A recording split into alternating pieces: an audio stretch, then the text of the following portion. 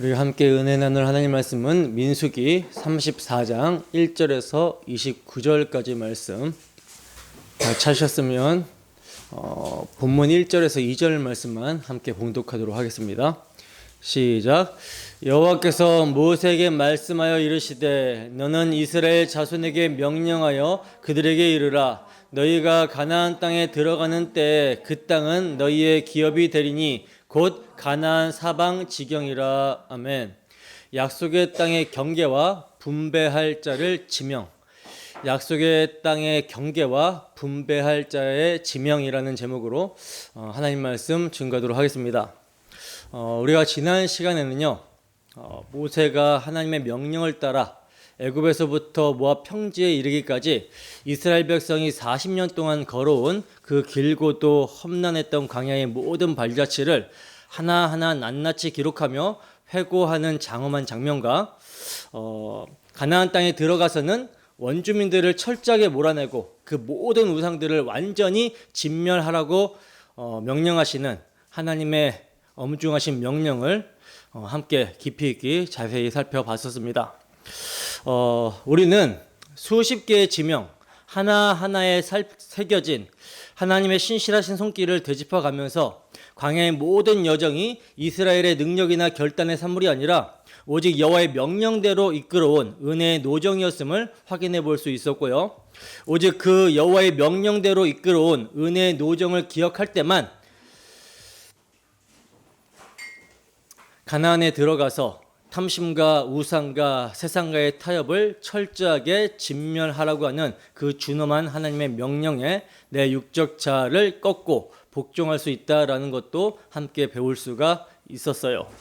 자, 그리고 이제 이어지는 오늘 본문은요, 40년 광야 여정을 다 마치고 드디어 약속의 땅 가나안 입성을 눈앞에 둔 이스라엘 백성들에게 하나님께서 그들이 받게 될 가나안 땅의 경계를 남쪽, 서쪽, 북쪽, 동쪽 사방으로 아주 정밀하고도 구체적으로 직접 그어주시는 장면과 그리고 그 땅을 지파별로 공정하게 분배하는 거룩한 작업을 책임지고 감당할 지도자들을 하나님께서 친히 지명하여 세우시는 내용입니다.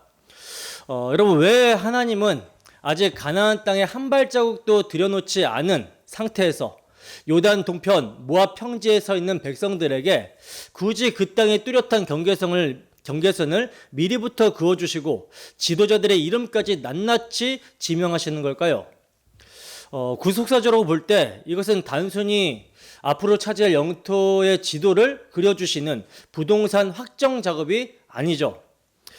이 사방의 경계는 인간의 탐욕으로 무한정 넓혀갈 수 있는 땅이 아니라 창세전에 택하신 자기 백성들에게 은혜로 거저 주시기로 하나님께서 친히 제안하시고 확정하신 거룩한 약속의 분기시라는 사실을 명확히 하시는 거예요.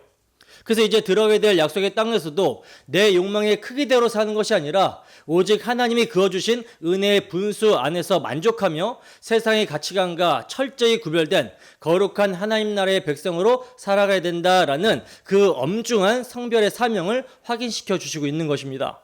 자, 그러면 이제 본문 말씀을 통해 하나님께서 친히 그어주신 이 약속의 땅의 경계선이 어떤 의미이며 우리에게 무엇을 교훈하고 있는지, 그리고 은혜로 주어지는 이 영원한 기업의 분배자 명단 속에 게시된 복음이 오늘 광야 같은 세상을 살아가는 우리에게 어떠한 거룩한 분수와 자족과 그리고 천국 소망의 결단을 요구하고 있는지를 성령의 조명하심을 구하며 함께 자세히 살펴보도록 하겠습니다. 본문 1절에서 2절 말씀입니다. 함께 읽습니다. 시작.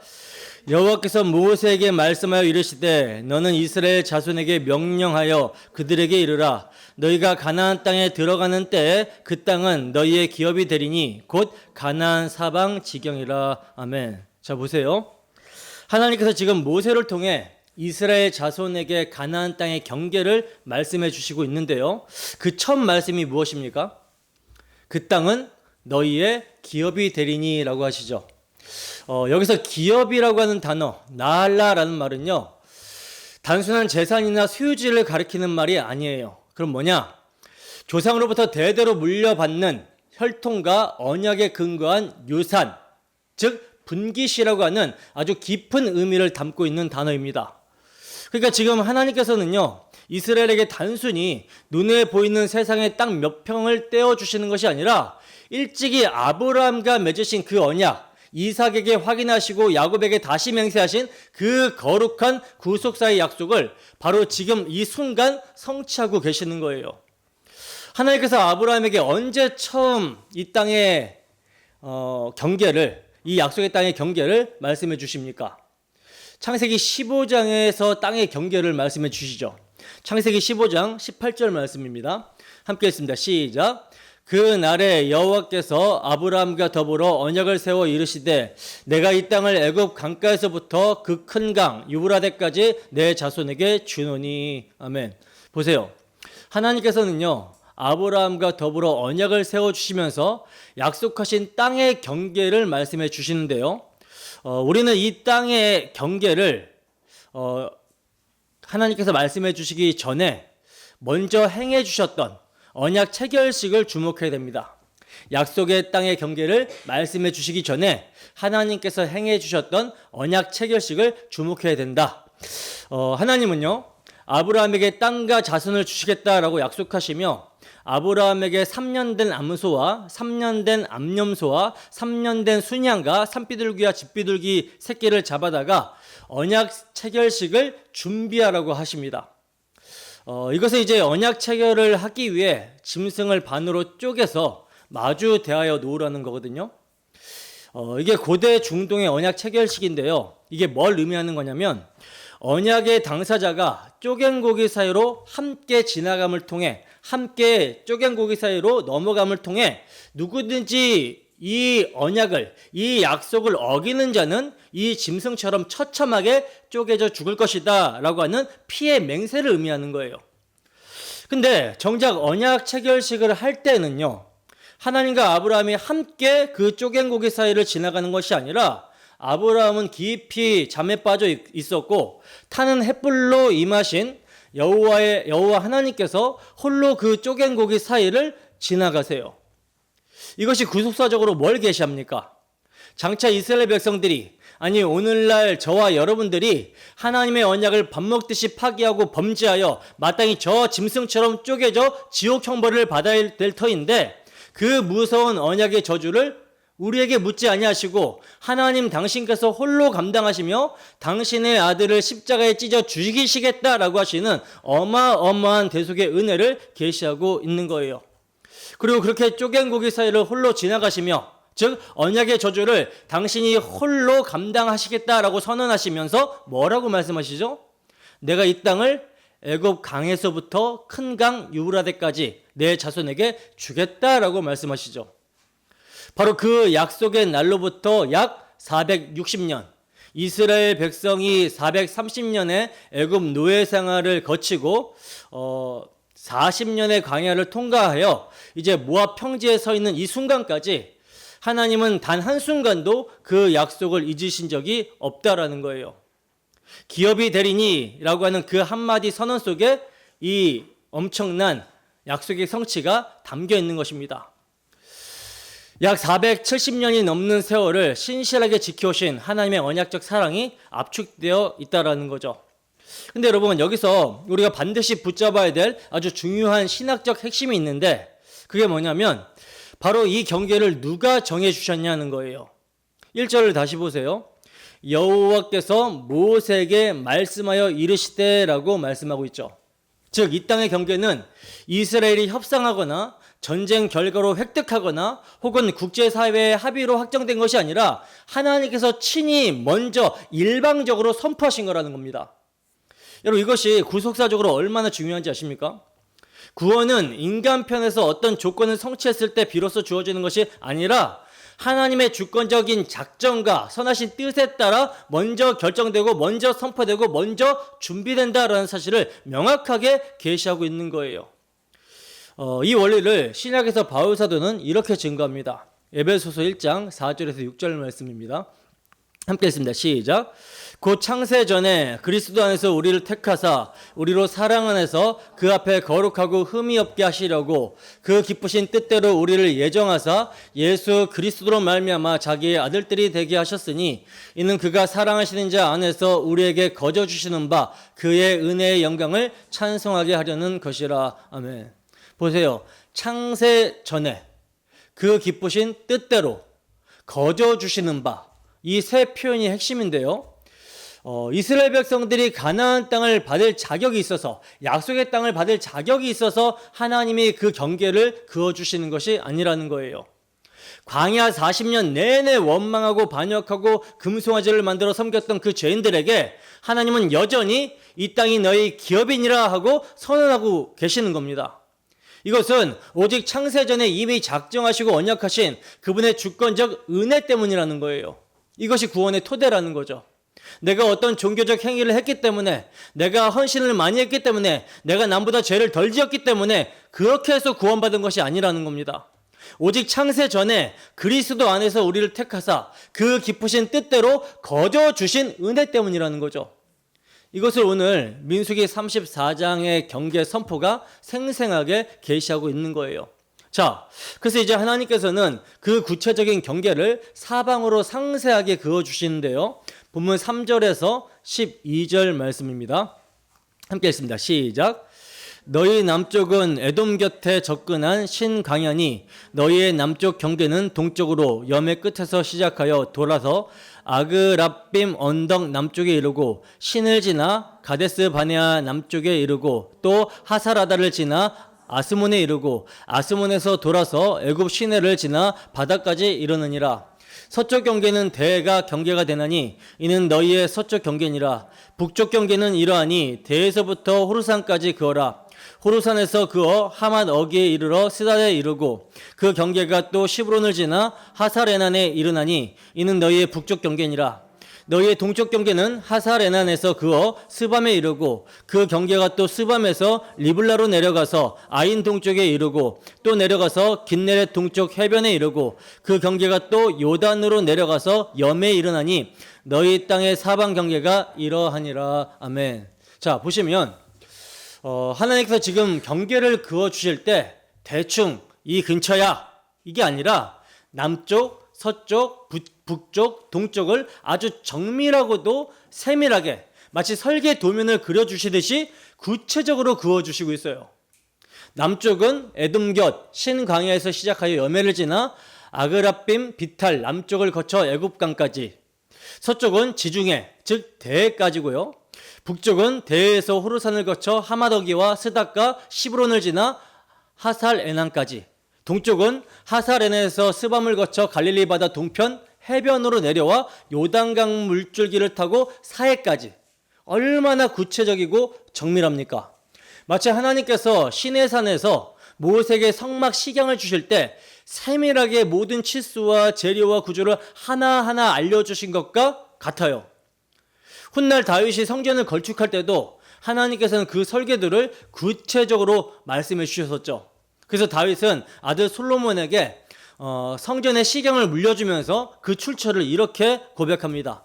역대상 28장 19절 말씀입니다. 함께 읽습니다. 시작. 다윗이 이르되 여호와의 손이 내게 임하여 이 모든 일의 설계를 그려 나에게 알려주셨느니라. 아멘. 보세요. 성전의 설계도를요, 다윗이 창작한 것이 아닙니다. 여호와의 손이 임하여 친히 그려서 알려주셨다라고 말씀을 하고 있죠. 하나님은 당신의 구원 역사를 이루어 가실 때 결코 대충 뭉뚱그려서 막연하게 주시는 분이 아니라는 거예요. 아주 자상하고도 구체적이며 완벽하게 통제된 계획 속에서 일하시는 분입니다. 그렇다면 하나님께서 가나안 땅의 사방 경계를 이토록 정밀하게 그어주시는 것이 구속사적으로 무엇을 보여주고 있습니까? 바로 예수 그리스도의 핏값으로 주어지는 우리의 구원과 영원한 기업이 결코 불확실하다거나 흔들리는 것이 아니라는 사실을 보여주고 있는 것이죠. 내 감정이나 내 영적 컨디션에 따라 커졌다가 작아졌다 하는 그런 불완전한 구원이 아니라는 거예요. 만세 전부터 창조주의 손으로 이미 완벽하게 정해지고 확정된 결코 취소가 될 수 없는 영광스러운 기업이라는 것입니다. 경계가 이토록 구체적이고 단호하다라는 것은 그 경계 안쪽은 그 누구도 빼앗을 수 없는 완벽한 은혜의 안전지대라고 하는 하나님의 장엄한 선포라는 것이죠. 이 선언은 내 아들의 피로 산 내 백성의 자리다. 그 누구도 건드릴 수 없다라고 하는 절대적인 보장인 거예요. 그렇기 때문에 하나님은요, 당신이 친히 그어주신 이 은혜의 경계선을 인간의 탐심으로 함부로 훼손하는 짓을 가장 무서운 죄악으로 다스립니다. 그래서 율법은 자기 땅을 넓히려고 이웃의 경계표를 함부로 옮기는 자는 저주를 받을 것이라고 엄중하게 못을 박아두고 있어요. 신명기 19장 14절 말씀과 27장 10절 말씀을 함께 읽습니다. 시작. 내 하나님 여호와께서 내게 주어 차지하게 하시는 땅, 곧 내 소유가 된 기업의 땅에서 조상이 정한 내 이웃의 경계표를 옮기지 말지니라. 그의 이웃의 경계표를 옮기는 자는 저주를 받을 것이라 할 것이요 모든 백성은 아멘할지니라. 아멘. 여러분, 왜 남의 땅을 조금 더 침범했다라고 해서 온 백성이 아멘하고 동의해야 될 만큼 무서운 저주가 선고가 됩니까? 경계표를 옮기는 행위는 단순한 재산권 분쟁이 아니기 때문에 그래요. 이것은 하나님이 내게 주신 은혜의 분량으로는 도저히 만족할 수 없다라고 하는 무서운 불신앙의 표출이며, 하나님이 주관하시는 우주의 통치 질서를 내 욕망의 힘으로 뒤엎어버리겠다라고 하는 지독한 반역이기 때문입니다. 내 영토, 내 왕국을 내 힘으로 무한정 넓혀보겠다라고 하는 그 아담적 죄성, 바로 끔찍한 자기 숭배와 탐심의 극치인 모습이라는 거죠. 이사야 선지자가 이것을 어떻게 폭로하고 있는지 보세요. 이사야서 5장 8절에서 9절 말씀입니다. 함께 했습니다. 시작. 가옥에 가옥을 이으며 전토에 전토를 더하여 빈틈이 없도록 하고 이 땅 가운데서 홀로 거주하려고 하는 자들은 화 있을진저 만군의 여호와께서 내 귀에 말씀하시되 정령이 허다한 가옥이 황폐하리니 크고 아름다울지라도 거주할 자가 없을 것이며. 아멘. 보세요. 가옥에 가옥을 이으며 전투에 전투를 더하여 빈틈 없도록 자기 땅을 넓히려고 혈안이 되어 있던 자들, 나 혼자 이 땅의 모든 것을 다 차지하고 떵떵거리면서 살겠다라는 이스라엘 백성들의 그 지독한 탐욕을 향해 무엇이 선고가 됩니까? 화 있을 진저, 화가 선포가 됩니다. 무서운 저주가 떨어지고 있어요. 하나님이 그어주신 은혜의 경계선을 무시하고 내 탐심으로 끊임없이 경계를 넓혀간 자들에게 결국 그 크고 아름다운 가옥들이 싹 다 황폐해져서 거주할 자가 없게 만드시는 하나님의 진노가 선포되고 있는 것입니다. 그리고 실제로 이 말씀대로 어떻게 되죠? 하나님이 그어주신 은혜의 경계선 안에서 자족하지 않고 내 탐심으로 끊임없이 경계를 넓혀가던 이스라엘 백성들의 결말이 바벨론 포로라고 하는 처참한 심판이었다라는 것을 역사가 증명하고 있다는 사실이에요. 여러분, 한때 한국 교회에 유행처럼 번졌던 야베스의 기도를 생각해 보세요. 역대상 4장 10절에서 야베스가 주께서 내게 복을 주시려거든 나의 지역을 넓히시고 주의 손으로 나를 도우사 나로 환난을 벗어나 내게 근심이 없게 하옵소서라고 이렇게 기도한 것을 근거로 믿음으로 크게 구하기만 하면 하나님이 여러분들의 지경을 확장해 주신다라고 하는 기복주의적 메시지가 강단에서 쏟아져 나왔습니다. 그리고 그 말씀 위에 이사야서 54장 2절의 말씀, 내 장막터를 넓히며 내 처소의 휘장을 아끼지 말고 널리 펴대라는 말씀을 덧붙이고 시편 81편 10절의 말씀, 내 입을 크게 열라 내가 채우리라는 말씀을 얹어서 지경을 넓혀달라고 믿음으로 큰 소리로 선포하면 하나님이 부동산을 늘려주시고 사업도 키워주신다라고 하는 그런 메시지를 전했다라는 거죠. 이런 메시지를 전하자 수많은 교인들이 이 구절 하나를 붙들고 주님, 내 사업의 지경을 넓혀주셔서, 내 아파트 평수의 지경을 넓혀주셔서, 내 자식의 스펙 지경을 넓혀주셔서라고 부르짖었어요. 이것이 대단히 능력있고 번창하는 믿음인 것처럼 포장하면서 그렇게 이 세상에서의 지경을 넓혀달라고 구했다라는 거죠. 근데 여러분, 야베스의 기도가 기록된 이 역대기가 어떤 배경에서 기록된 책인지 아십니까?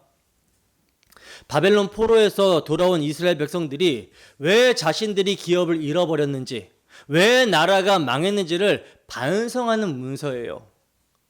그렇기 때문에 야베스의 기도는요, 내 지경을 부동산으로 넓혀달라고 하는 탐욕의 기도가 아니라 바벨론 포로에서 돌아와 잃어버린 조상의 기업을 회복시켜 달라는 언약적 탄원입니다. 탐심으로 잃어버렸던 하나님의 기업, 여호와의 임재가 있는 약속의 땅을 다시 회복시켜 달라는 처절한 구속사전 회개의 기도였다라는 거예요. 마치 룻기에서 나오미와 룻이 보아스로 인하여 기업을 무르게 된 사건이 단순히 잃어버린 땅을 되찾게 된 경제적 이득이 아니라 장차 오실 영원한 생명의 기업 되시는 예수 그리스도를 예표하는 것과 똑같은 원리였다라는 거죠. 근데 이 깊은 구속사적 맥락은 다 잘라내고 한 구절만 뽑아내서 부동산 투기와 사업 확장의 종교적 근거로 사용하게 될 때 어떠한 결과가 나타납니까? 결과가 어떻게 됩니까? 이사야 선지자가 경고한 그 장면, 가옥에 가옥을 이으며 전투에 전투를 더하는 그 욕망이 기도라고 하는 이름을 달고 교회 안에 누룩처럼 들어와 퍼지게 된 거예요. 이것이 바로 경계표를 옮기는 죄악의 현대판이라는 것을 우리는 기억해야 되는 것입니다. 자, 그런데요, 여러분, 오늘 본문의 이 경계선의 의미는요, 단지 부동산 탐욕을 제하는 거에 그치지 않죠. 하나님이 그으신 이 경계선은 이스라엘 백성들을 위한 것이기도 하지만 동시에 이스라엘을 통해 세상에 보내실 메시아를 위한 것이기도 합니다.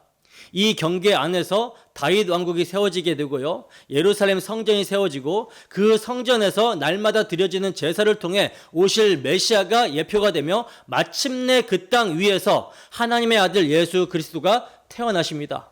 그리고 공생애를 사시고 십자가에 달리시고 부활하시게 된다는 거예요. 그러니까 이 경계선은 구속사 무대를 확정하는 하나님의 거룩한 섭리의 선이었다라는 거죠. 그렇다면 이 영광스러운 구속사의 무대 위에 세워진 이스라엘 백성들이 마땅히 감당해야 될 본분이 뭐겠습니까? 세상의 제국들처럼 군사력을 키워서 이웃 땅을 짓밟고 영토를 무한정 넓혀가는 것입니까? 아니죠. 오직 하나님이 그어주신 그 은혜의 제한선 안에서 자족하며 장차 오실 메시아의 구원을 대망하는 거룩한 제사장의 삶을, 제사장 나라의 삶을 열방 가운데서 나타내야 됐다라는 거예요. 살아내야 됐다라는 것이죠. 근데 이스라엘 백성들이 이 은혜의 경계선 안에서 이 거룩한 사명을 온전히 감당했습니까? 완전히 실패했어요. 그들은 하나님이 주신 은혜의 분량에 도무지 만족하지 못하고 오히려 진멸해야 될 가나안의 바알 신앙, 그 기막힌 풍요와 탐욕의 시대 정신에 동화가 되어서 내 소유의 경계표를 옮기고 약자들을 짓밟으며 내 배를 불릴 자기 왕국을 넓히는데 혈안이 되었습니다. 이사야 선지자는요, 이스라엘의 이 지독한 자기 숭배와 탐욕을 이렇게 고발합니다. 이사야서 5장 7절 말씀입니다. 함께 읽습니다. 시작. 무릇 만군의 여호와의 포도원은 이스라엘 족속이요 그가 기뻐하시는 나무는 유다 사람이라. 그들에게 정의를 바라셨더니 도리어 포악이요 그들에게 공의를 바라셨더니 도리어 부르짖음이었도다. 아멘. 보세요. 하나님은요, 이스라엘이라고 하는 포도원을 약속의 땅에 공들여 심으시고 그 은혜의 울타리 안에서 정의와 공의의 열매가 맺히기를 기대하셨어요. 근데 그 포도원에서 맺힌 참담한 결과물이 무엇입니까? 도리어 포악이고 도리어 부르짖음이었다라고 그러죠. 내 지경을 넓히고 더 많은 부를 축적하겠다라고 하는 그 지독한 탐심 때문에 힘없는 이웃의 경계표를 빼앗고 차치하여 억울한 자들의 피눈물 나는 부르짖음이 하늘을 찔렀다라는 것입니다. 그리고 그 죄악의 결과 이스라엘은 결국 그 기업을 빼앗기고 약속의 땅을 빼앗기고 바벨론의 포로로 끌려가게 돼요. 하나님이 그어주신 은혜의 경계 안에 살지 않고 자기 탐심의 경계를 넓혀가다가 결국 아무것도 남지 않게 된 것입니다. 아니, 오히려 쫓겨나서 포로로 잡혀가게 되었다는 거죠. 자, 그렇다면 이 처참한 역사, 인간의 탐욕으로 완벽하게 망가져버린 이 절망 앞에서 하나님은 자기 백성을 향한 언약을 포기하셨습니까? 포기하셨나요? 절대 그렇지 않죠. 하나님은 바벨론의 포로 수용소, 그 절망의 유배지에서 에스겔 선지자에게 도무지 믿기지 않는 엄청난 회복의 환상을 보여주십니다. 에스겔서 37장을 보면요, 바싹 말라 비틀어진 마른 뼈들이 가득한 골짜기가 나오고 있는데요. 이것이 바로 탐욕으로 망해버린 이스라엘, 아니 오늘날 십자가의 은혜 없이 세상의 욕망에 함몰되어 죽어있는 영적 교회의 실존을 상징적으로 보여주는 거거든요. 근데 이 소망 없는 마른 뼈들을 향해 하나님의 말씀이 대언되게 될 때 어떻게 됩니까? 뼈들이 맞아 들어가고 살과 힘줄이 붙으며 생기가 들어가 지극히 큰 하나님의 군대로 일어나게 되는 기적이 일어나게 되죠. 그리고 하나님은 그 군대 위에 영원한 왕으로 내 종 다윗을 세우시겠다라고 약속을 해주시고 있어요. 근데 여러분, 이미 수백 년 전에 죽어 흙이 된 다윗을 어떻게 다시 왕으로 세우시겠다라고 하나님은 약속해 주시고 있는 걸까요? 이건 실제 다윗을 세우신다라는 것이 아니라 다윗의 혈통으로 오실 영원한 만왕의 왕, 구속주 예수 그리스도를 가리키는 위대한 메시아 언약이었던 것이죠.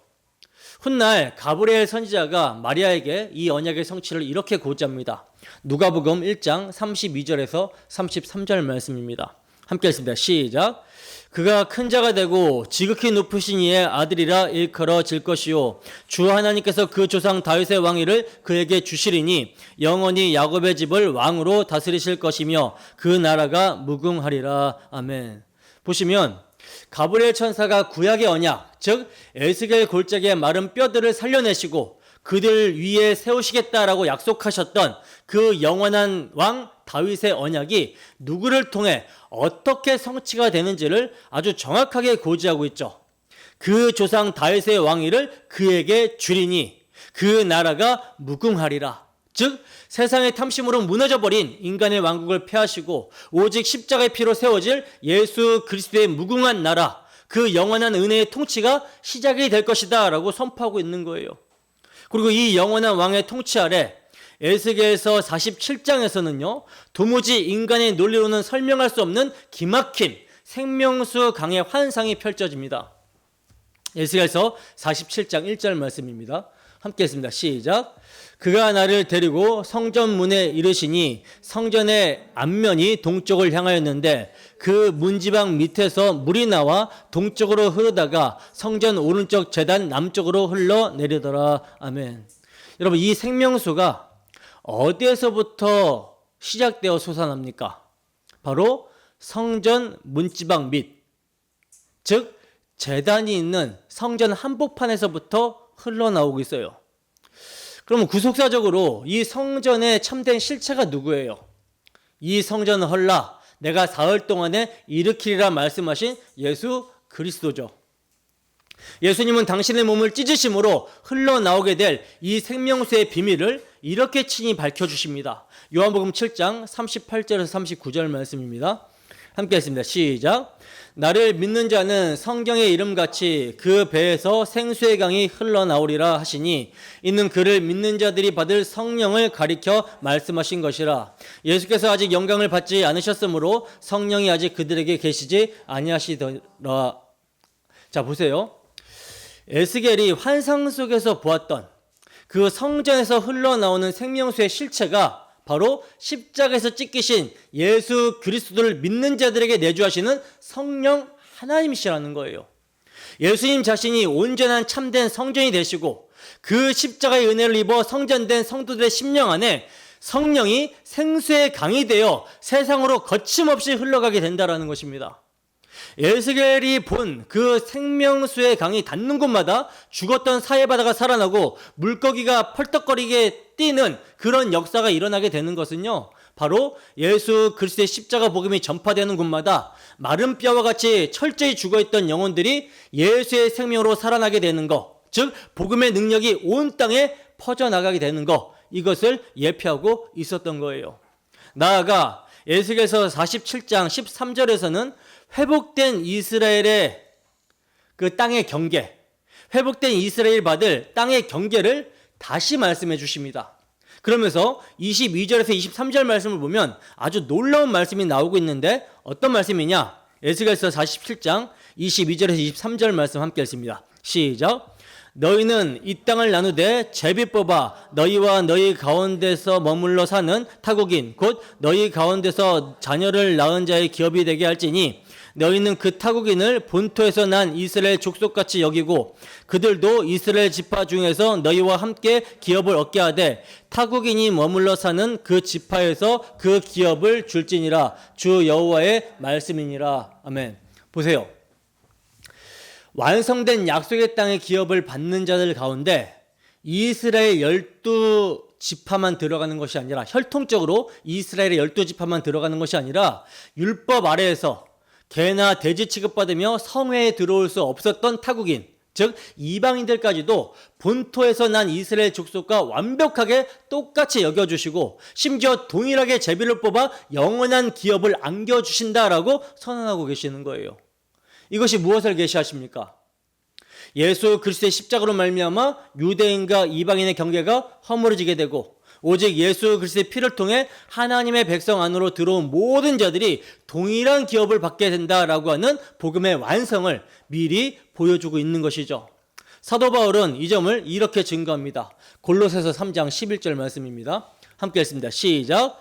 거기에는 헬라인이나 유대인이나 할레파나 무할레파나 야만인이나 수구다인이나 종이나 자유인이 차별이 있을 수 없나니 오직 그리스도는 만유시요 만유 안에 계시니라. 아멘. 바로 이거예요. 민수기 34장에서 하나님이 그어주신 그 경계의 선이 궁극적으로 목적하는 것은 바로 이 예수 그리스도를 통해 모든 민족이 기업을 받는 새하늘과 새 땅의 완성을 향해 달려가는 것입니다. 자, 그렇다면 여러분, 하나님께서 이 경계를 친히 그어주신다라고 하는 이 사실이 오늘 우리에게 얼마나 근본적인 복음의 도전을 던지는지 함께 생각해 봐야 됩니다. 여러분, 이스라엘 백성들이 지금 모압 평지에 서서 가나안 땅의 경계의 말씀을 듣고 있는 이 장면에서 그들이 한 것이 무엇이 있습니까? 아무것도 한 것이 없죠.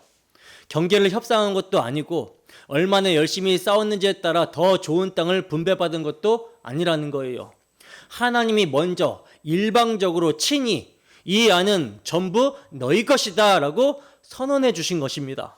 이것이 무엇을 보여주는 것입니까? 구원의 경계와 범위가 인간의 손에 달려있지 않다라는 것을 보여주는 것이죠. 내가 어디까지 올라가느냐의 문제가 아니라 하나님이 어디까지 주셨느냐의 문제라는 거예요. 여러분, 이 원리가 무너지는 순간 모든 것이 율법의 행위로 돌아가게 됩니다. 굉장히 중요한 거예요. 내가 더 넓히고 내가 더 차지하고 내가 더 이루어야만 구원의 경계가 확보된다라고 생각하는 순간 이것은 이미 은혜의 땅이 아니라 자기 의의 땅이 되어버린다는 거죠. 근데 여러분, 우리 안에 이 경계를 스스로 넓히려고 하는 욕망이 얼마나 교묘하게 작동하고 있는지 아십니까? 복음과 구속사를 안다라고 하는 성도들이 가장 빠지기 쉬운 함정이 바로 여기에 있어요. 구원과 칭의가 내 행위가 아니라 전적인 십자가의 은혜라는 것은 머리로 너무나도 잘 압니다. 성화도 내 힘으로 하는 것이 아니라는 것을 알아요. 근데 실제 여러분들의 치열한 신앙의 현장에서는 어떻습니까? 물론 우리가 기도를 많이 하면 하나님과의 관계가 더 깊어지고 친밀해지는 것은 맞죠. 교회를 위해 내 살을 깎아 헌신하면 하나님께서 더 귀하게 섬길 수 있도록 풍성한 은사를 부어주십니다. 하나님의 말씀을 사모하여 가까이 하면 그 복음의 영광과 기업의 풍성함을 그렇지 않은 자들보다 훨씬 더 깊이 누리게 되는 것도 당연한 영적 축복이라는 거예요. 무릇 있는 자는 받아서 더욱 넉넉하게 되고 없는 자는 그 있는 것까지도 빼앗기게 된다라고 성경이 증거하고 있기 때문에 제가 여러분들에게 예배를 생명처럼 여겨야 된다라고 말씀과 기도의 경건을 훈련하라고 그토록 권하는 것입니다.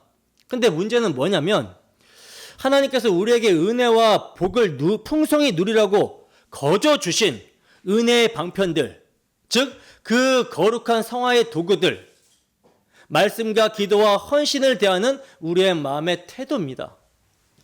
내게 기도할 수 있는 마음을 주시고 구속사의 말씀을 깨달을 수 있는 지혜를 주신 분이 하나님이시니 그 전적인 은혜에 초점을 맞추고 감격해야 마땅한 것인데 어느새 그 거룩한 행위를 행하고 있는 나 자신의 열심에 초점을 맞춰버리게 되는 것이죠. 자신이 누리는 영적 축복을 은혜로 여기지 않고 그것을 자기 행위의 훈장이요 자기 의로 삼아버리는 거예요. 이것이 정확하게 영적 가나안 땅에서 우리가 남들보다 더 잘 싸우고 수고했으니 더 넓고 좋은 영적 기업을 차지하는 것이 마땅하다라고 착각하는 이스라엘의 패역함과 도대체 무엇이 다릅니까? 정말 여러분들이 기도와 말씀을 통해 아버지의 그 찢어지는 십자가의 긍휼을 깊이 알게 되었다면 마땅히 나와야 되는 반응은 나 같은 죄인에게 이 크신 은혜를 주신 주님께 눈물로 엎드리고 나뿐만이 아니라 저 연약한 형제도 심지어 저 완악한 자들에게도 내가 받은 은혜가 임하여 그 은혜를 누리기를 바라는 간절한 마음과 안타까움으로 다가가서 권면하며 섬겨야 되는 것이죠. 근데 말씀과 기도, 헌신이라고 하는 은혜의 방편들, 성화의 도구를 사용하게 하신, 행하게 하신 은혜의 하나님이 아니라 이것을 행하고 있는 나 자신에게 초점을 두게 되면 저 사람은 나보다 기도를 안 하고 말씀을 모르니 영적 상태가 나보다 못한 것은 당연해 라며 비교하고 무자비하게 정죄하게 됩니다. 이것이 결국 무엇입니까?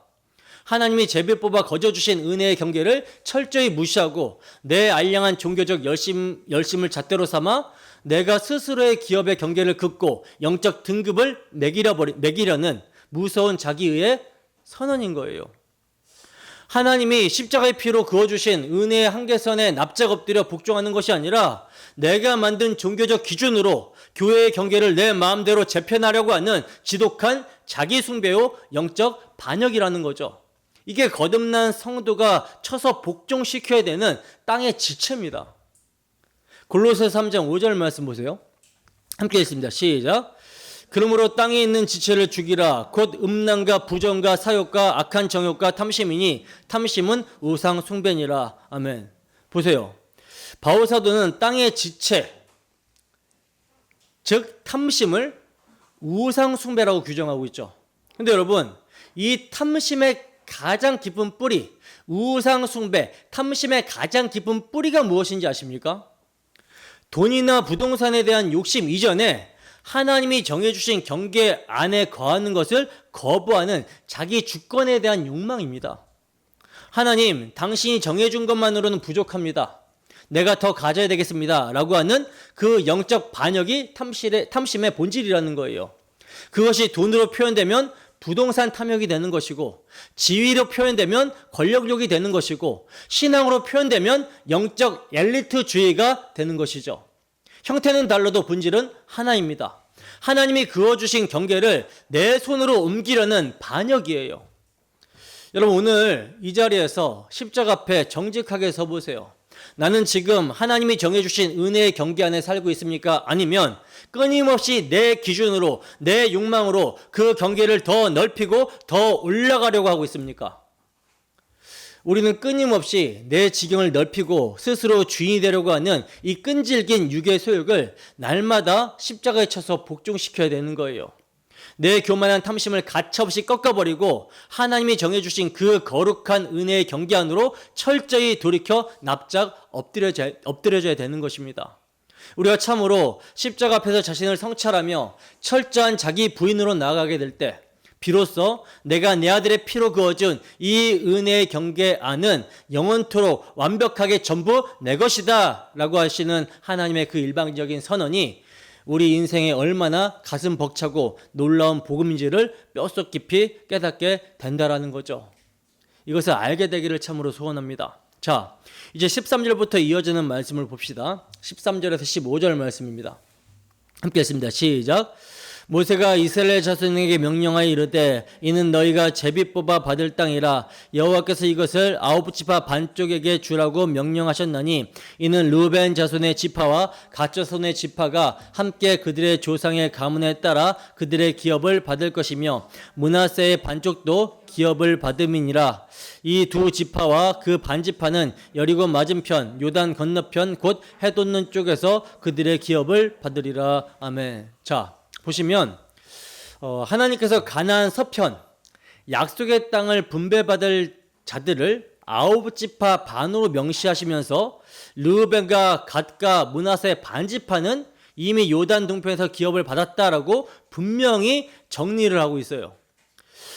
지난 시간에 우리가 살펴봤듯이 이 두 지파 반은 가나안 본토에 들어가 영적 전투를 치르기가 귀찮고 당장 눈앞에 보이는 요단 동편의 목초지가 탐이 나서 그곳에 주저 앉아버렸던 자들이죠.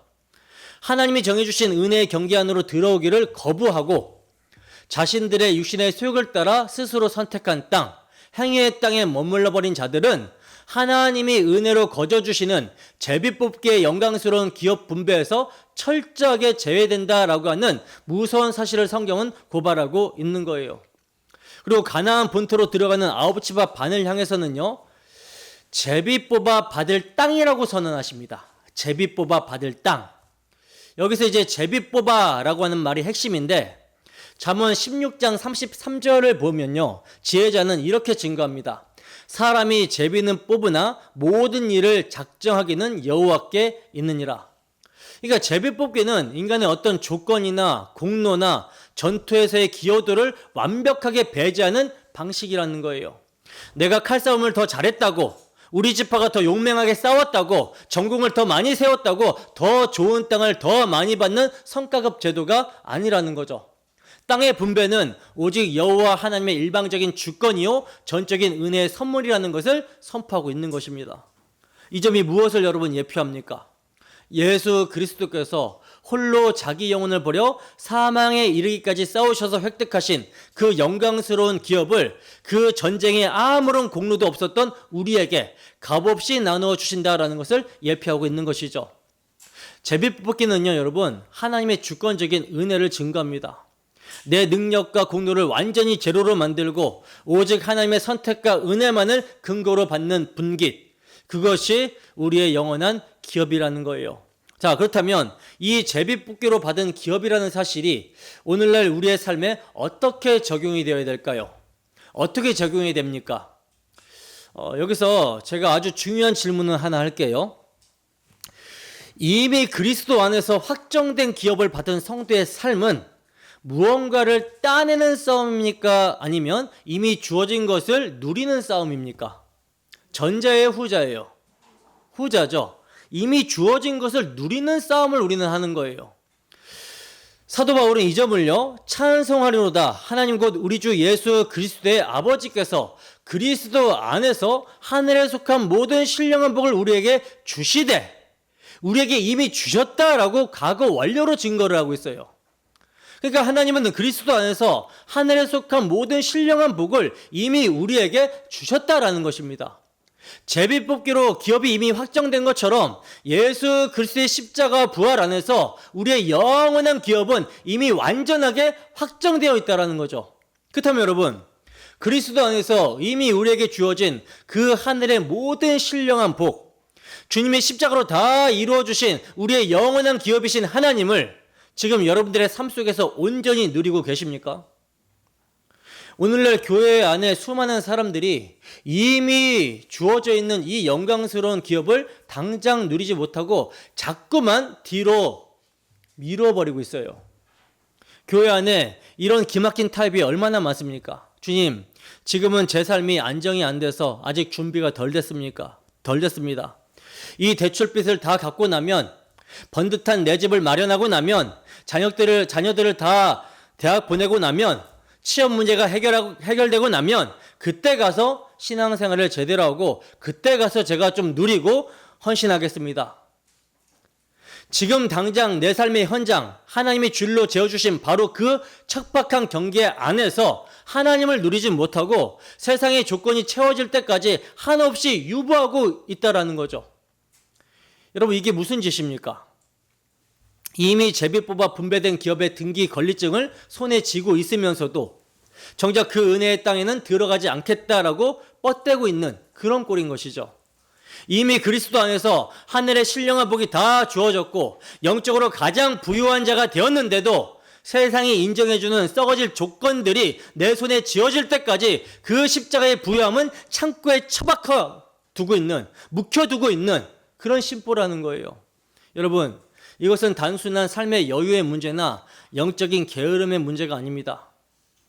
하나님의 십자가로 주신 그 은혜의 부유함만으로는 내 인생에 충분하지 않다. 라고 하는 하나님의 그 압도적인 은혜를 정면으로 짓밟고 거부하는 아주 사악한 불신앙인 거예요. 이 시간 십자가 앞에 우리 자신을 세우고 정직하게 성찰해 보시기 바랍니다. 우리는요, 영적으로 완전히 파산되어서 뼛속까지 비참한 가운데 영원한 지옥의 심판만을 기다려야 했던 구제불능의 영적 거지들이었습니다. 근데 이런 우리를 영원히 부유하게 하시고자 창조주 하나님이 당신 자신을 우리의 기업으로 내어주셔서 누리게 하시려고 하나뿐인 독생자 예수 그리스도를 십자가의 대속제물로 갈길갈길 찢어 내어주시기까지 우리를 향해 당신의 그 모든 전심을 쏟아부어 주셨어요. 쏟아부어 주셨습니다. 근데 우리가 그 피 묻은 십자가의 은혜를 안다고 고백하면서도 여전히 먹고 사는 세상 일과 자기를 즐겁게 하는 일에 매여 주님께 전심을 다해 반응하지 못하고 있다면 여러분, 이것은 단순한 연약함이나 어쩔 수 없다라고 하는 핑계나 현실이 아니라는 거예요. 이것은요, 십자가를 멸시하고 하나님을 기만하는 무서운 죄인 것입니다. 내 삶이 바쁘다고 피곤하다라고 하는 핑계로 하나님 앞에 엎드려 기도하지 않는 거, 이거 명백한 죄예요. 기도를 쉬는 죄입니다. 예배 자리에 나와서 온 마음과 뜻을 다해 전심으로 예배하지 않고 머릿속으로 딴 생각하며 앉아있는 거, 이거 죄입니다. 세상의 온갖 뉴스와 유튜브와 내 육을 즐겁고 재밌게 해주는 것에는 전심전력하면서 정작 내 영혼을 살리는 생명의 말씀에는 사모함이 없다면 이것은 바로 십자가의 긍휼을 멸시하는 것이고 세상을 더 사랑하는 영적인 간음인 거예요. 끔찍한 죄악이라는 것입니다. 여러분, 예수를 믿는다라는 것은요, 전심이어야 되는 거예요. 바울 사도는 고린도 교회를 향해서 주 예수를 사랑하지 않는 자는 저주를 받을지어다라고 말씀하고 있습니다. 사랑은 마음으로 하는 거죠. 사랑은 마음인데 두 마음을 품고 전심이 되지 못하면 이거 어떻게 되겠습니까? 돌이켜 회개해야 되는 거예요. 주님께서는 오늘도 은혜를 베푸시며 회개할 기회를 주시고 있어요. 이런 창녀와 같은 우리를 오늘도 당신이 어떻게 사랑하셨는지를 나타내시며 당신이 주신 기업을 받고 누리라고 하십니다. 바울 사도는 이 지금의 은혜에 대해서 이렇게 외치고 있어요. 고린도후서 6장 2절 말씀입니다. 함께 읽습니다. 시작. 이르시되 내가 은혜 베풀 때에 너에게 듣고 구원의 날에 너를 도왔다 하셨으니 보라 지금은 은혜 받을 만한 때요 보라 지금은 구원의 날이로다. 아멘. 보세요. 사도는 지금이 은혜 받을 만한 때라고 선포하고 있어요. 지금이. 내가 원하는 세상의 모든 조건을 갖추고 나서가 아닙니다.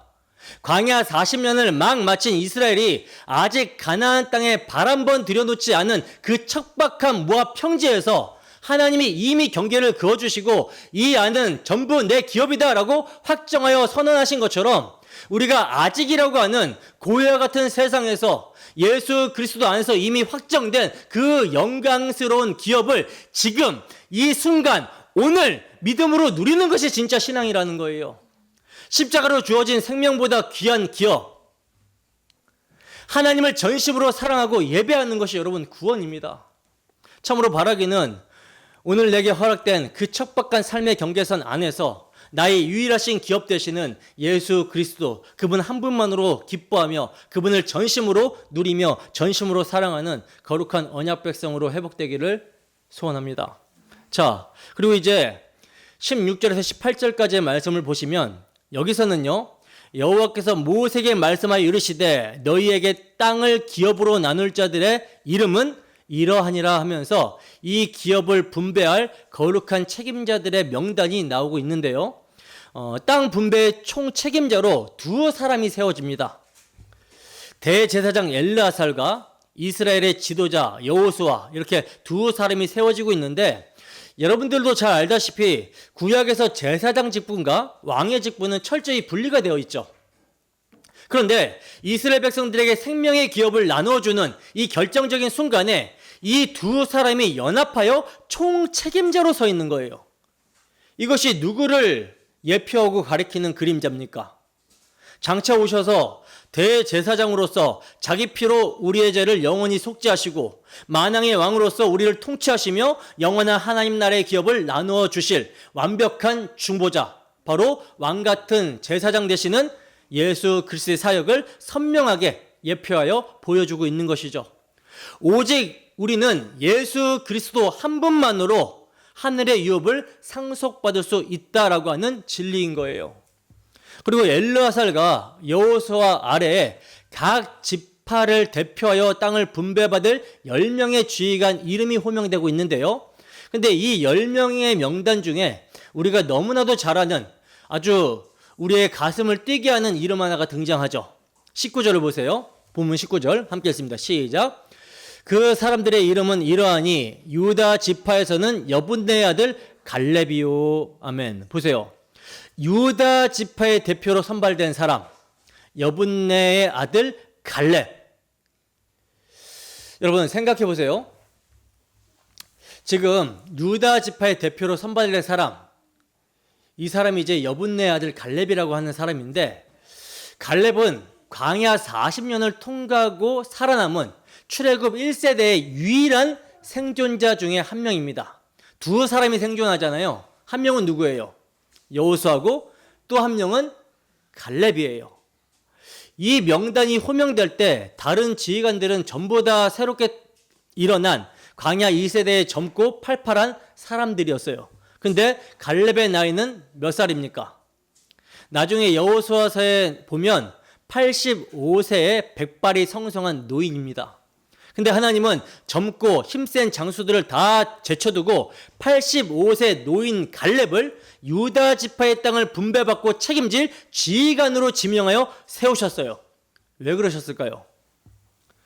이 하나님의 지명 속에는 우리가 은혜로 땅을 기업으로 받는다라는 거, 즉 믿음으로 구원을 얻는다라는 것이 도대체 어떠한 삶의 태도로 나타나야 되는지를 보여주는 엄청난 메시지가 담겨 있습니다. 우리는 흔히 구원은 전적인 은혜다, 제비 뽑아 거저 받는 것이다 라고 하면 어떻게 오해합니까? 하나님이 다 알아서 주시니까 나는 가만히 손 놓고 뒤로 자빠져 있으면 되겠구나, 알아서 하늘에서 떡이 떨어지고 가나안 원주민들이 다 짐 싸서 도망가겠지 하면서 영적인 무사 안일주의와 게으름주의에 빠져버립니다. 이것이 십자가의 은혜를 멸시하고 방종으로 바꿔버리는 타락한 육신의 소욕인 것이죠. 근데 갈렙은 여러분 어떻게 하고 있습니까? 하나님이 제비 뽑아 은혜로 주셨으니, 그리고 나는 이제 늙었으니까 편하게 뒷방에 앉아서 좋은 땅이나 받아야겠다라고 이렇게 했습니까? 절대 아니죠. 제비 뽑아 분배받은 그 땅을 실제로 차지하기 위해 그가 여호수아 앞에 나아가서 선포한 신앙의 절규를 한번 들어보세요. 여호수아서 14장 12절 말씀입니다. 함께 읽습니다. 시작. 그날에 여호와께서 말씀하신 이 산지를 지금 내게 주소서. 당신도 그날에 들으셨거니와 그곳에는 안악 사람이 있고 그 성읍들은 크고 견고할지라도 여호와께서 나와 함께 하시면 내가 여호와께서 말씀하신 대로 그들을 쫓아내리이다 하니. 보세요. 갈렙이 달라고 외친 땅은요, 비옥하고 편안한 평야가 아니었어요. 가장 크고 무시무시한 거인족, 안악 자손들이 딱 버티고 있는 가장 험한 산지, 철옹성 같은 헤브론이었습니다. 아무도 가기 싫어하고 두려워하는 그 사제의 한복판을 지금 85세의 노인이 칼을 뽑고 이 산지를 내게 주셔서 돌진해 나간 거예요. 왜입니까? 내 알량한 힘과 무기를 믿어서가 아니라 여호와께서 나와 함께 하시면, 즉 하나님의 약속, 그 은혜의 권능을 100% 철석같이 믿었기 때문이라는 거죠. 결국 갈렙의 이 믿음의 돌진으로 말미암아 유다 지파는요, 그 험난한 헤브론 산지를 정복하게 되고, 훗날 바로 그 유다 지파 다윗의 동네에서 우리의 영원하신 왕이신 예수 그리스도께서 탄생하게 되시는 구속사의 위대한 대로가 열리게 되는 것입니다. 이것이 바로 은혜로 기업을 받은 자의 마땅한 삶, 진짜 믿음을 가진 십자가 군사의 영광스러운 모습이라는 거예요. 여러분, 하나님께서 예수 그리스도의 피값으로 여러분들에게 은혜의 기업을 주시고 여러분들 각자를 여러분들의 가정과 직장과 이 척박한 세상의 영적 지휘관으로 지명하여 파송하셨습니다. 근데 여러분은 지금 여러분에게 할당된 그 영적 전선에서 어떤 싸움을 싸우고 있습니까? 어떻게 살고 계십니까? 정말 피 흘리기까지 죄와 싸우며 내 안에 남아있는 세상의 탐욕과 가나안 7족속 같은 죄의 습성들을 몰아내기 위해 치열한 영적 전투를 벌이시고 있습니까? 아니면 복음을 지식으로만 알고 십자가의 능력을 화석화시켜버린 채 세상 사람들과 똑같이 눈앞에 이익에 일희일비하며 비겁하게 숨어 지내고 있습니까? 직장 생활을 하면서 예수 믿는 티 내면 손해보니까 적당히 타협하는 거, 내 가정에 우상 숭배의 문화가 버젓이 들어와 자식들의 영혼을 좀먹고 있는데도 좋은 게 좋은 거라며 묵인하고 영적 가장의 책임을 회피하는 거, 온갖 핑계로 육체의 나태함과 게으름을 합리화하며 경건의 훈련을 하지 않는 거, 이러한 비겁한 영적 무기력증이 바로 갈렙의 심장을 잃어버리고 은혜를 쓰레기로 만들어버리는 끔찍한 직무유기라는 거예요. 여러분, 우리는 주의 군대로 부름을 받았습니다. 우리가 분배받은 삶의 현장에서 싸워야 되는 거예요. 피 흘리기까지 싸워야 되는 거예요. 싸우고 있습니까? 아니란 태도로 싸우면요, 적당히 아니란 태도로 싸우면 이길 수가 없어요. 적당히 말씀 보고 적당히 기도해서 이길 수가 없다고요. 그렇게 싸우다가는 나 자신뿐만 아니라 내 옆에 지체도 다 죽습니다. 우리의 싸우는 무기는 육신에 속한 것이 아니요 오직 어떠한 경관진도 무너뜨리는 하나님의 능력이라고 했어요. 우리가 분배받은 삶의 현장, 그 경관진을 무너뜨리는 것은 우리의 혈과 육이 아닙니다. 오직 말씀과 기도로만 이길 수 있어요. 갈렙이 85세의 늙은 몸으로 안악자손을 두려워하지 않았던 것처럼 우리 안에 그리스도의 생명이 펄떡거리고 성령이 우리와 함께 계심을 믿는다면 어떤 세상의 거인 앞에서도 주눅들지 않고 두려워하지 않고 이길 수 있다는 거, 이것을 기억하시기 바랍니다. 본문 29절입니다. 함께 읽습니다. 시작. 이들이 여호와께서 명령하사 가나안 땅에서 이스라엘 자손에게 기업을 받게 하신 자들이니라. 보세요. 여호와께서 명령하사라고 선언하며 끝을 맺고 있죠. 다시 한번 마지막 절에서 하나님의 명령, 하나님의 주권이 강조가 되고 있어요. 그러니까 경계를 그어주신 것도, 그 기업 자체도, 그것을 나누어줄 자들을 세우신 것도 내 공로가 아니라 모두 여호와 하나님의 명령과 절대 주권에서 나왔다라는 것입니다. 자, 그렇다면 이 사실이 오늘날 우리에게 무엇을 선포하고 있습니까? 세 가지를 볼 수 있는데요. 첫째, 하나님이 구원의 경계를 친히 확정하셨다라는 것은 내 구원은 내 아들의 피로 이미 확정되었다, 결코 흔들지 말라라고 하는 은혜의 선언입니다. 그리고 둘째, 하나님이 기업을 제비로 분배하신다라는 것은 내 기업은 내가 가장 선하게 정해놓았다, 남의 경계표를 보며 비교하고 탐내지 말라라고 하는 자족의 선언이에요.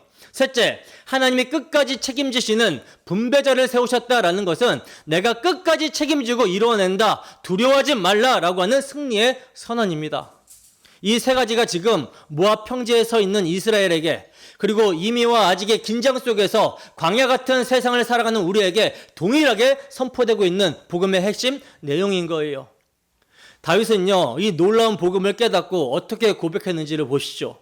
시편 16편 5절에서 6절입니다. 함께 읽습니다. 시작. 여호와는 나의 산업과 나의 잔의 소득이시니 나의 분깃을 지키시나이다. 내게 줄로 재어준 구역은 아름다운 곳에 있으며 나의 기업이 실로 아름답도다. 아멘. 보세요. 내게 줄로 재어준 구역이라고 고백하고 있죠. 줄로 재어준다라는 것이 무엇입니까?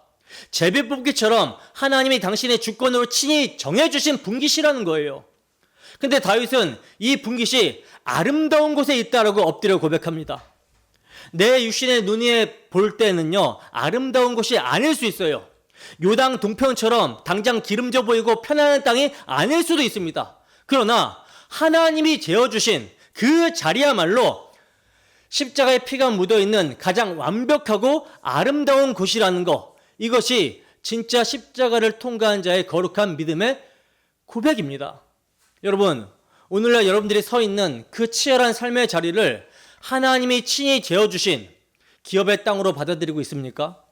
육신의 눈으로 볼 때는 내 삶이 아름다운 모습이 아닐지라도 하나님이 내게 줄로 재어주신 이 자리가 가장 아름다운 곳입니다라고 눈물로 고백할 수 있느냐는 거예요. 이 고백이 진짜 가능하려면 바로 그 자리에서 내가 갈렙처럼 복음의 군사로서 치열하게 싸우고 있어야 됩니다. 내 가정에서, 내 직장에서, 내 교회에서 여호와께서 나와 함께 하시면이라고 하는 그 전적인 의탁으로 십자가를 꽉 붙들고 내 안에 탐욕과 세상의 우상을 몰아내는 영적 전투를 싸워내고 있어야 된다라는 거예요. 여러분, 바울 사도의 마지막 고백을 보세요. 디모데후서 4장 7절에서 8절 말씀입니다. 함께 읽습니다. 시작. 나는 선한 싸움을 싸우고 나의 달려갈 길을 마치고 믿음을 지켰으니 이제 후로는 나를 위하여 의의 면류관이 예비되었으므로 주 곧 의로우신 재판장이 그날에 내게 주실 것이며 내게만 아니라 주의 나타나심을 사모하는 모든 자에게도니라. 아멘. 여러분, 사도가 바라본 영원한 기업은 세상에 썩어질 땅이나 물질이 아니라 의의 면류관이었습니다. 그리고 그 면류관은 적당히 타협하며 숨어 산 자들이 아니라 선한 싸움을 싸우고 달려갈 길을 마치기까지 끝까지 십자가 믿음을 지킨 자에게 주어지는 영광이에요. 이미 내게 확정된 이 영원한 기업을 아는 자만이 갈렙처럼 두려움 없이 안악 자손이 버티는 산지를 향해 담대히 걸어갈 수가 있게 되는 것입니다. 그러므로 내 탐욕으로 지경을 넓혀달라는 그 이기적인 탐심과 자기 자랑, 자기 의를 오늘 십자가에 가차없이 못 박아 버리세요. 복음을 핑계로 영적인 전투를 회피하려고 하는 그 악랄한 나태함과 바리새인적 위선을 철저히 회개하시기 바랍니다. 비록 우리에게 주어진 현실이 헤브론의 험난한 산지와 같고 내 힘으로는 도저히 무너뜨릴 수 없을 것 같은 죄의 습성들이 안악자손처럼 버티고 있을지라도 나보다 앞서가시며 나를 위해 십자가에서 피 흘리신 완전한 승리를 쟁취하신 여호와의 군대 대장 예수 그리스도의 그 복음의 능력만을 의지하여 믿음의 칼을 빼어 드시기를 간절히 소원합니다. 그리하여 참으로 우리 모두가 주님 오시는 그날까지 우리에게 줄로 재어주신 그 아름다운 기업을 지켜내기 위해 피 흘리며 선한 싸움을 싸우고 마침내 의로우신 재판장 되신 주님 앞에서 영광스러운 면류관을 받아 누리는 거룩한 십자가의 군사들, 영광스러운 언약 백성들이 다 되시기를 주님의 이름으로 축원합니다. 기도하겠습니다.